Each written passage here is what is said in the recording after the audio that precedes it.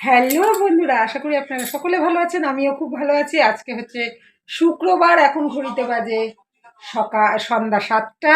আমি আজকে এখন থেকে ব্লগ শুরু করেছি।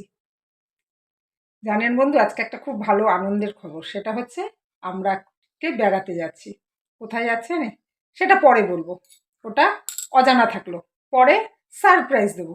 তো চলুন, আমি কি কি ব্যাগ গুছিয়েছি, কটা কটা লাগেজ নিলাম আপনাদের দেখিয়ে দিচ্ছি। চলুন।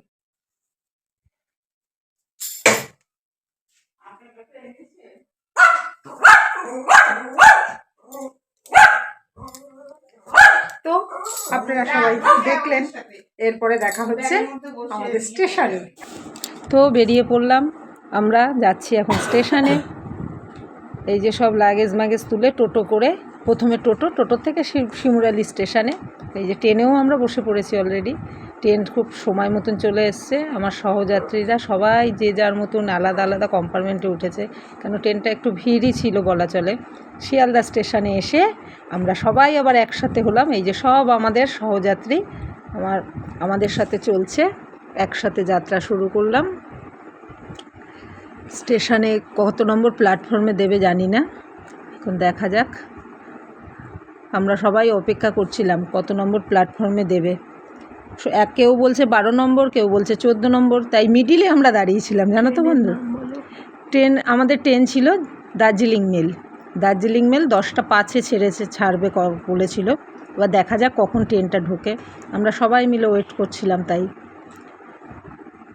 সব লাগেজ এক জায়গায় রেখে তারপরে দাঁড়িয়ে থাকতে থাকতে কোমর ব্যথা হয়ে গেছে। কি করব, একজন প্লাস্টিক নিয়ে গেছিলো, বললাম প্লাস্টিকটা পাতো।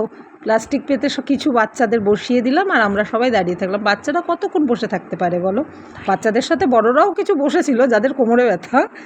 তারপরে আমরা সবাই মিলে একসাথে দাঁড়িয়ে কিছুক্ষণ গল্প করলাম, কোথায় কে কার কোন সিট পড়েছে, কত নাম্বার সিট, সব জানলাম, গল্প করলাম। সব বাচ্চারা এখন সবাই খুব খুব আনন্দ ওদের। বাচ্চাদের শুধু না, আমাদেরও আনন্দ হয়েছে বড়দের। আমাদের ট্রেন দিয়ে দিয়েছে, আমরা ট্রেনের সিট পেয়ে গেছি। সিট নাম্বার খুঁজে নিয়ে আমরা যে যার সিটে বসে পড়েছি।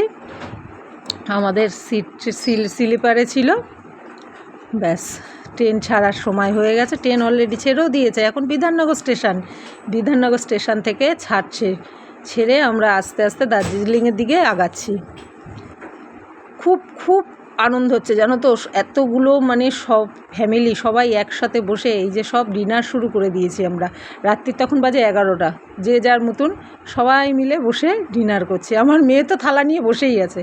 সকাল হয়ে গেছে। সকালের সূর্যটা যেই দেখেছি, আমি শুয়েই ছিলাম, ওরা সবাই উঠে ফ্রেশ হয়েছে, আমি পরে উঠে ফ্রেশ হয়েছি।